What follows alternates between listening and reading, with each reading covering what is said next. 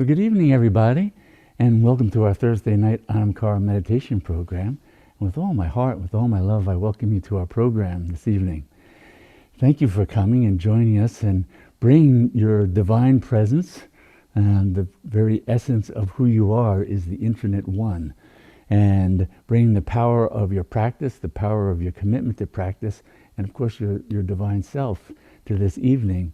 That brings all the power that we share with this group and the practices that we do together so that we can directly know that, directly experience the highest nature of who and what we are and what everybody in the world is. So we come together in satsang to keep the company of the truth so that we can directly experience that and walk it into the world. Day by day, whatever our life may be, that's the ground of our sadhana, our spiritual practices in our everyday life, and living our consciousness, our highest consciousness, into the world. And so the practices help us to separate out from the mind and the habit of being identified with the mind and everything about the mind, the body and everything about the body that makes up our ordinary sense of self. The practices open the door to the infinitude of being that is our true and highest nature. So we can know that directly and have it transform the mind and body and serve then as vehicles for our highest nature to bring it into the world. And one of the practices that we do are the opening mantras. So the opening mantras are a way of invoking what our highest nature is, and also a way of helping to quiet the mind. You know, it's easier to step away from the mind when it's not so agitated and demanding attention. So mantras and the breathing that happens as we're chanting, they all help to calm the mind so that we can step back and start to regain the spaciousness of being that holds the mind. Okay? So we're going to start with the opening mantras.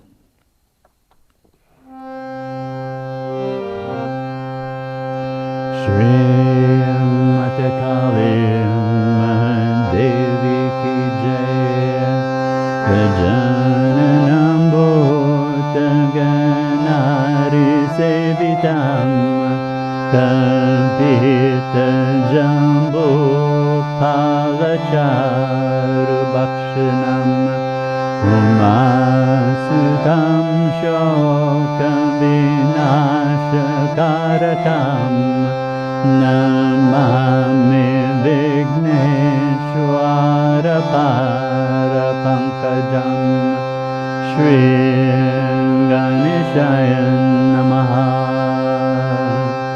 Shri Ganeshaya Namaha Shri Ganeshaya Namaha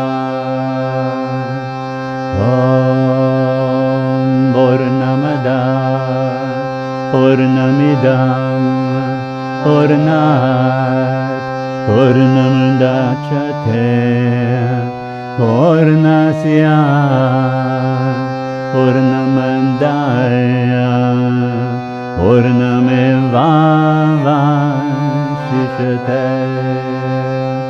Om Shanti Shanti Shanti Shri Mata Kali Devi Ki Jai.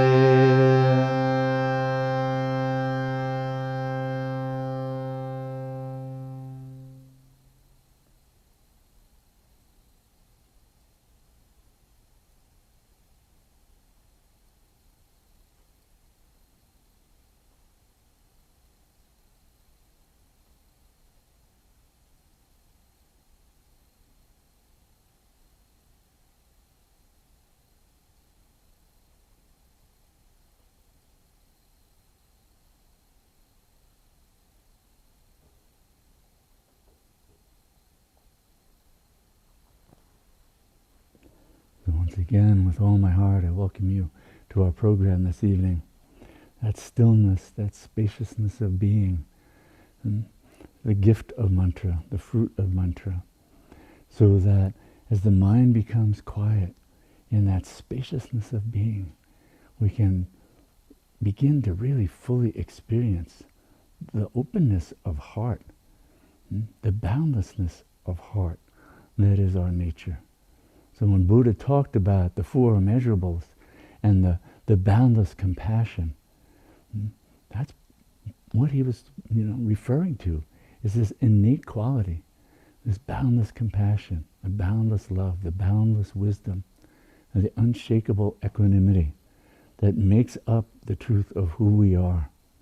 And so when we quiet the mind and begin to step away from it, we can more easily begin to perceive that and inhabit that, abide in that, and walk that into the world. And it's really what all the practices that we do and offer from a variety of traditions is all about knowing that more and more fully and deeply, so that, again, we're empowered to live it into the world, into our everyday relationships, our work, our families, everywhere. So tonight is a night when we do the Heart Sutra. So the last Thursday of the month, we're doing the Heart Sutra, one of the foundational practices from the Buddhist tradition. And it's a way, in a sense, of setting aside everything about the mind, all the words, all the doing, all the practices. It all gets set aside through the Heart Sutra, because the Heart Sutra focuses on the heart essence of knowing, the deep prajna paramita, this deep transcendent wisdom that goes beyond the mind. But before we get to chanting the Heart Sutra and resting in that stillness that it opens up, I wanted to share some of the writings, some of the poetry of some of the great Buddhist poets. And the first is going to come from a collection, and this is a collection called The Ink Dark Moon, and people may want to have that in your library because it's a wonderful collection of poems translated by Jane Hirschfield and Noriko Aratani. And it's love poems by two famous Japanese authors from the 9th and 10th century, the court poets and courtesans, actually. Ono no Komachi and Izumi Shikibu. And these are going to be some of the poems of Izumi Shikibu. And as I said, she was very interesting in Japan at her time. Being a courtesan was had a certain kind of status to it. And yet at the same time, it was also an expression, and it said that, she loved the sensual side of life. And combined that with this extraordinary practice. She was also deeply committed to Buddhist practice and religious practice. And so she often would leave the court and go to the rural monasteries and spend time doing Buddhist practices. And we can hear that clarity, that sort of purity of mind and heart in her poetry. So let me share some of what she's written. It has a Zen quality to it. And in Zen, often it's just that the bare perception, the direct awareness that is trying to be given expression to through words. In a moment, we'll also read some poems from the great poet saint, Zen poet Ryokan. But this is Izumi Shikibu. She writes, "I cannot say which is which. The glowing plum blossom is the spring night's moon. I cannot say which is which. The glowing plum blossom is the spring night's moon." So we can sort of enter her world and imagine this beautiful spring night in Japan with the full moon shining and the light glinting off a ripe plum, and they merge. And there's also a symbolism behind the light of the moon being this symbol of light of consciousness, right? And how it's reflected in the world. So there are layers of meaning that we can get as we sit with a poem like that. And the moon plays prominently in many of the Zen poets and in her poetry. This is another one of her poems. Watching the moon at dawn, solitary, mid-sky, I knew myself completely, no part left out. Watching the moon at dawn, solitary, mid-sky, I knew myself completely, no part left out.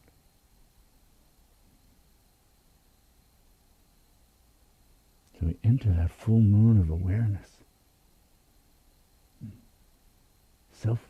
We're self-luminous. We can know the fullness of our being, no part left out, fully illuminated.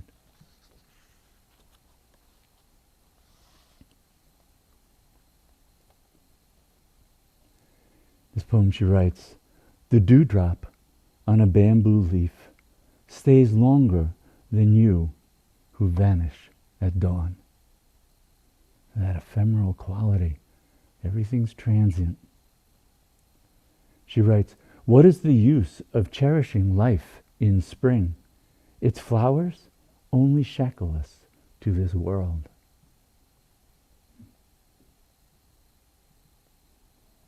So it's not the appreciation.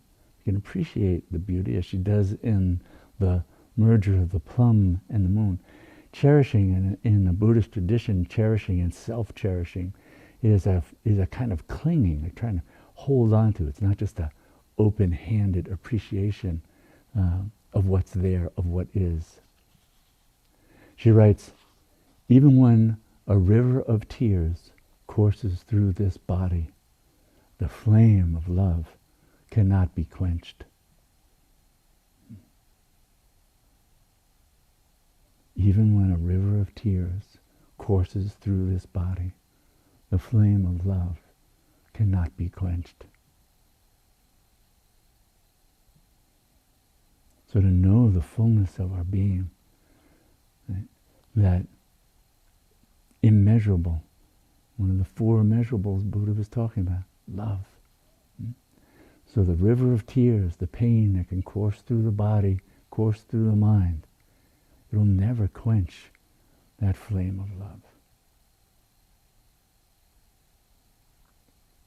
That's the truth of who you are. That is why we do the practices, to know that, to be drowned in that.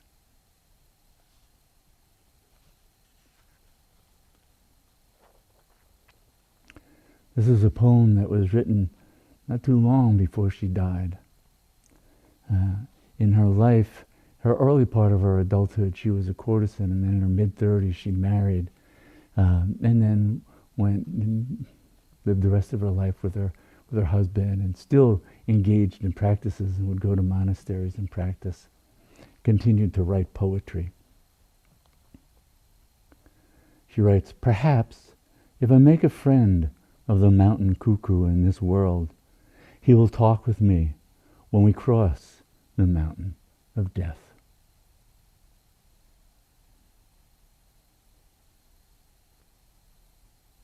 So it's also in the nature of our awareness, our full awareness, to be unflinching, to be present with what is, including death.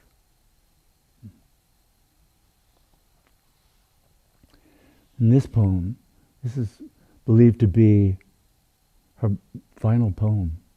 It was written on her deathbed. "The way I must enter leads through darkness to darkness. O moon above the mountain's rim, please shine a little further on my path."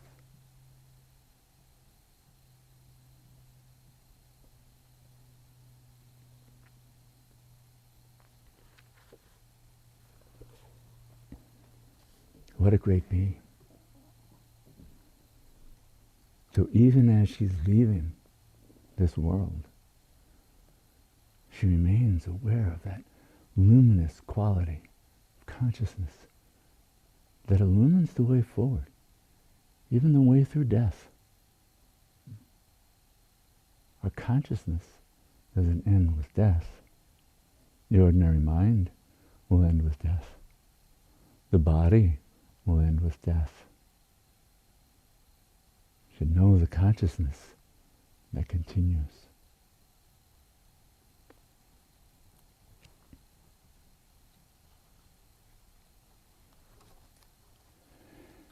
Now these are Zen poems of Ryokan, great Zen master, in a collection called Dewdrops on a Lotus Leaf. Again, another great book to have as part of your library.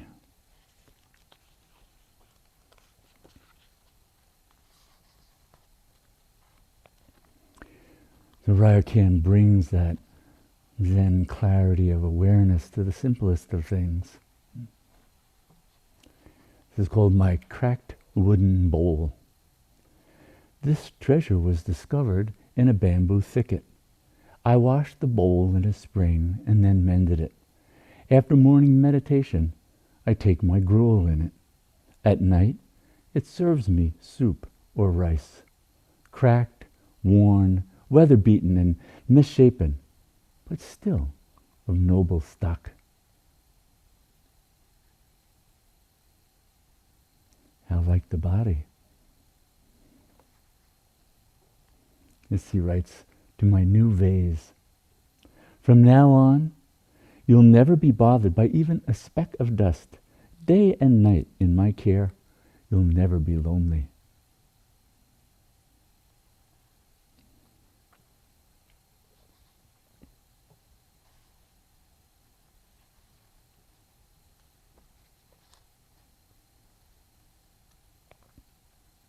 He writes, when I see learned priests lecturing on the sutras, their eloquence seems to flow in circles.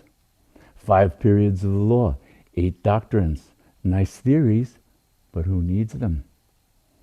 Pedants have swelled heads.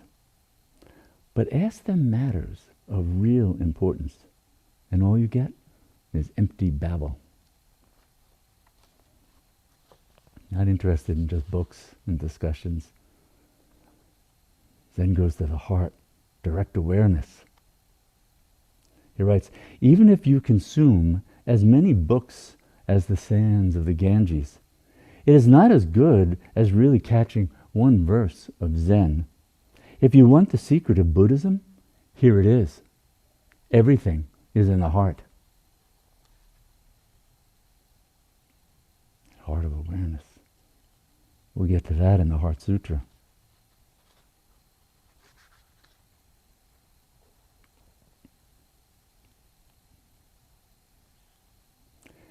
Ryokan writes, the great way leads nowhere, and it is no place. Affirm it, and you miss it by a mile. This is delusion, and that is enlightenment. It's also wide of the mark. You can expound theories of existence and non-existence, yet even talk of the middle way can get you sidetracked.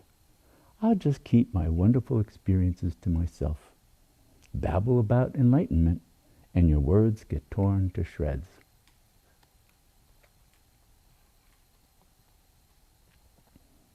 Goes on to write, the wind has settled, the blossoms have fallen.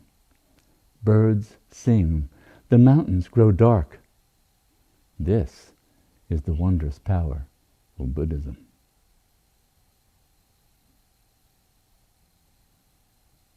It's that simple clarity of awareness, of being fully present, experiencing what's fully present. Not the concept of what's present, but what's present. So, the practices help us get free of the mind that adds all that other stuff to the direct experience, the direct awareness. Adds all these things to ourself. We don't just experience the direct awareness of pure consciousness, the real, true essence, what we are, beyond concepts, beyond everything. The mind identifies this thought, this feeling, this action, the role it plays, the relationships it's in, the work it does, its failings, its successes. I, me, mine, holding together this contrivance of individuality. Now, it can continue. That's the nature of the ordinary mind and the body. But our awareness, we can unfold the infinitude of awareness that's fully present right here, right now, that holds, that illuminates all the experiences of limitation, the experience of just being this body, just being in the time and the space where you are, just being seated as you are, just the breath coming in and the breath going out. All those are illuminated by consciousness. If we turn our attention away from the content of what's being illuminated by consciousness and turn that consciousness back on itself, that opens the door to meditation, to knowing that which illuminates all that is.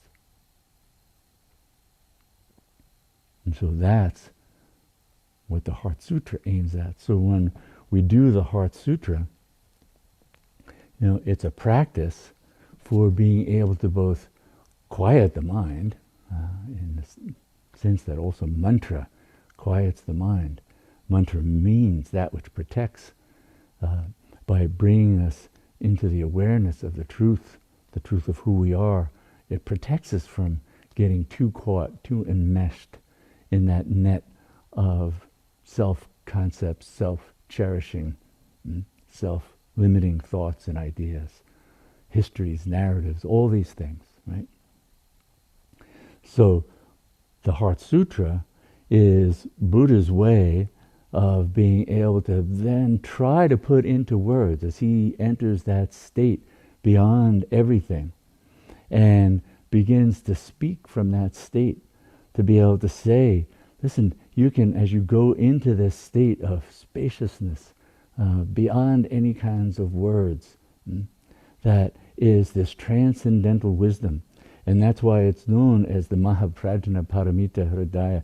The Mahaprajna Paramita, Prajna Paramita is this transcendent wisdom, beyond the mind, not mind-born.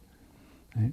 And it's called Bhagavati Mahaprajna Paramita Hridaya.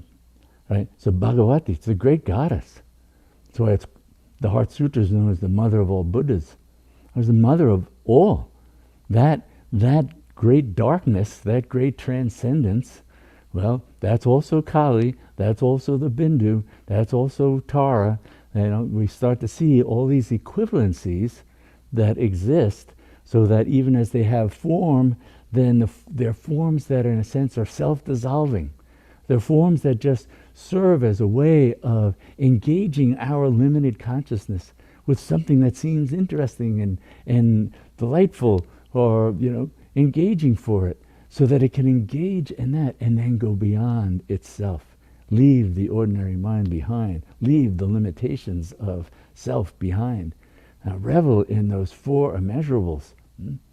So that's where it takes us. So in the Heart Sutra, when we're reading it out loud, and the way we do the Heart Sutra, classic way of doing this, is to read it aloud in unison, and we read it 3 times through. And the summary mantra of the Heart Sutra at the end is Gate, Gate, Paragate, Parasamgate, Bodhisvaha. Gone, gone, gone beyond, completely beyond. Hail the goer, the Bodhisattva. Sattva, that's you, the one who is coming in to know the truth of who you are, of what all is. So we read this through 3 times, and by doing so, it's also helping to drench the mind and the body in these kinds of extraordinary teachings. They're the highest teachings. And though they're still words, and words in themselves are always going to be limited, in a sense you can see it in the Heart Sutra itself. There are contradictory terms, right? Because it's trying to force our consciousness to not get caught in a term, not get caught in a concept and go, oh, I've got it. No, if the mind can get it, it's not it. That's just the nature of it. If the mind ever thinks, I got it, it's gone, it's not it. Right? So we have to leave it all behind, right? And go into that gone, gone, gone beyond, completely beyond, hail the goer, the bodhi, sattva. So our Buddha nature becomes fully present, fully known by ourselves. So we'll be reading through the Heart Sutra aloud 3 times, and at the end we'll come to the Gate, Gate, Paragate, Parasamgate, Bodhi, Swaha. And after the third go through, then we continue with that mantra. And I'll be using a drum with that, and we'll be chanting it out loud with the drum, and then it kind of builds to a crescendo. And then the Shakti, the power of the mantra. Then we ride that into the stillness, into the spaciousness of being, regardless of what the mind is doing. Don't worry if the mind is moving or thinking. It doesn't matter. The mind is irrelevant. This consciousness isn't attained by the mind. It's already there. This consciousness is already fully present, fully unfolded. We come to know it by shifting our attention away from the noisy mind or quiet mind or moving mind or body or whatever it might be, into the pure, boundless spaciousness, the infinitude of being. And even those words don't do it. It's beyond everything. So that's what we enter into after we go through the Heart Sutra 3 times. Now we'll just sit in that stillness and meditate in that spaciousness of being. At the end of the meditation, I'll ring a gong, and then we'll do a chant to close out the evening. So we're going to begin with the Heart Sutra now. And the Heart Sutra has a certain discipline to it. You know, it's this kind of chanting, this kind of chant of a text. We want to be fully present. It's one of the highest practices. So we don't want to be lackadaisical about it. We don't want to be sitting back and I'm not sort of reading the thing. No. Bring the fullness of our attention. Right? Think of yourself as the noble Buddha, sitting and becoming immersed in this. Right? You're giving the fullness of your noble attention to this, so that you can receive the fullness of the gifts it has to give. And even as we're chanting it, it's running the power of this realization. This is Buddha's realization. He's just talking from that in this sutra. We're running that through the mind and body so that they can become attuned to the state that gave rise to the Heart Sutra. Because that state is your state. That state is your Buddha self, your Buddha mind, your Buddha consciousness. To become attuned to that and enter that, then we know this directly. That's its gift. So, be fully present as we begin this chant. And you give it full attention. That's why even if you know it, we read it. We focus our awareness through our eyes on the words, right? So that we're really attentive to it. Bringing that clarity to the gift of our own Buddha mind that's being expressed in this sutra. So now we begin. Avalokiteshvara, Bodhisattva, coursing through deep prajna paramita, clearly saw that all 5 skandhas are empty, transforming all suffering and distress. Shariputra, form is no other than emptiness, emptiness no other than form. Form is exactly emptiness, emptiness exactly form. Sensation, thought, impulse, consciousness are also like this. Shariputra, all things are marked by emptiness, not born, not destroyed, not stained, not pure, without gain, without loss. Therefore, in emptiness there is no form, sensation, thought, impulse, consciousness. No eye, ear, nose, tongue, body, mind. No color, sound, smell, taste, touch, object of thought. No realm of sight to no realm of thought.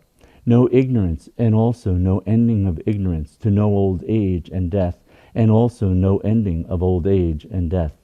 No suffering, and also no source of suffering, no annihilation, no path. No wisdom, also no attainment. Having nothing to attain, bodhisattvas live prajnaparamita with no hindrance in the mind. No hindrance, thus no fear. Far beyond delusive thinking, they attain complete nirvana. All Buddhas, past, present, and future, live prajnaparamita, and thus attain anuttara samyak sambodhi. Therefore know that prajnaparamita is the great mantra, the wisdom mantra, the unsurpassed mantra, the supreme mantra, which completely removes all suffering. This is truth, not deception. Therefore set forth the prajnaparamita mantra. Set forth this mantra and say, Gate, gate, paragate, parasamgate, bodhi swaha. Avalokiteshvara Bodhisattva, coursing through deep prajnaparamita, clearly saw that all 5 skandhas are empty, transforming all suffering and distress. Shariputra, form is no other than emptiness, emptiness no other than form. Form is exactly emptiness, emptiness exactly form. Sensation, thought, impulse, consciousness are also like this. Shariputra, all things are marked by emptiness. Not born, not destroyed, not stained, not pure, without gain, without loss. Therefore in emptiness there is no form, no sensation, thought, impulse, consciousness, no eye, ear, nose, tongue, body, mind, no color, sound, smell, taste, touch, object of thought, no realm of sight to no realm of thought, no ignorance, and also no ending of ignorance to no old age and death, and also no ending of old age and death. No suffering, and also no source of suffering, no annihilation, no path, no wisdom, also no attainment. Having nothing to attain, bodhisattvas live prajnaparamita with no hindrance in the mind. No hindrance, thus no fear. Far beyond delusive thinking, they attain complete nirvana. All Buddhas, past, present, and future, live prajnaparamita, and thus attain anuttara samyak sambodhi. Therefore know that prajnaparamita is the great mantra, the wisdom mantra, the unsurpassed mantra, the supreme mantra, which completely removes all suffering. This is truth, not deception. Therefore set forth the prajnaparamita mantra. Set forth this mantra and say, Gate, gate, paragate, parasamgate, bodhi swaha. Avalokiteshvara Bodhisattva, coursing through deep prajnaparamita, clearly saw that all 5 skandhas are empty, transforming all suffering and distress. Shariputra, form is no other than emptiness, emptiness no other than form. Form is exactly emptiness, emptiness exactly form.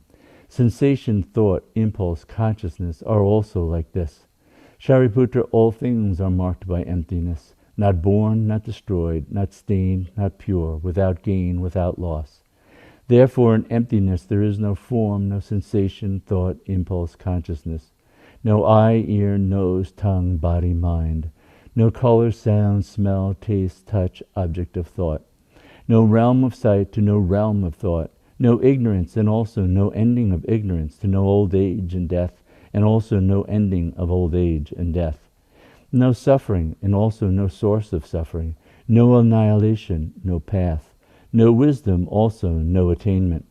Having nothing to attain, bodhisattvas live prajnaparamita with no hindrance in the mind. No hindrance, thus no fear. Far beyond delusive thinking, they attain complete nirvana. All Buddhas, past, present, and future, live prajnaparamita and thus attain anuttara samyak sambodhi. Therefore know that prajnaparamita is the great mantra, the wisdom mantra, the unsurpassed mantra, the supreme mantra, which completely removes all suffering. This is truth, not deception. Therefore set forth the prajnaparamita mantra. Set forth this mantra and say, Gate, gate, paragate, parasamgate, bodhi swaha. Gate, gate, paragate, parasamgate, bodhi swaha. Gate, gate, paragate, parasamgate, bodhi swaha. Gate, gate, paragate, parasamgate, bodhi swaha. Gate, gate, paragate,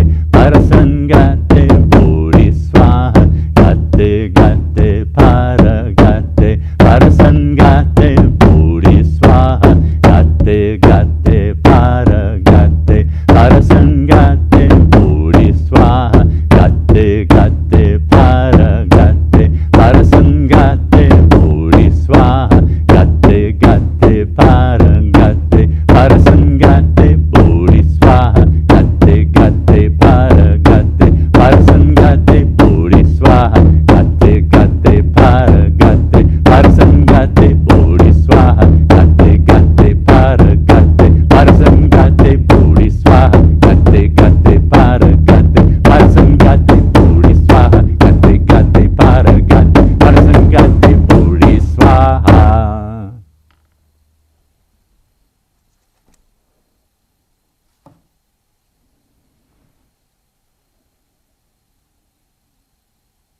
Now, coursing through deep prajna, paramita, and deep wisdom, the truth of who you are.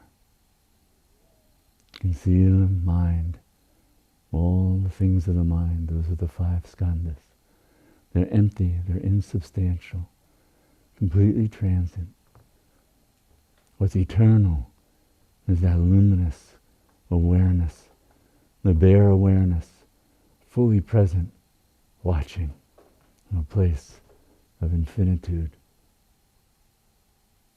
Rest. Rest there.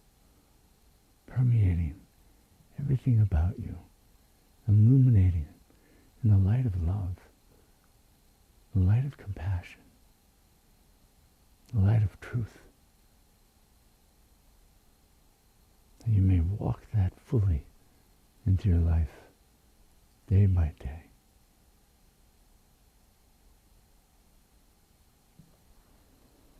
So thank you. Thank you for coming. Thanking you for bringing the fullness of your sublime presence, the power of your practice, the power of your commitment to practice. And thank you. And I look forward to seeing you next week.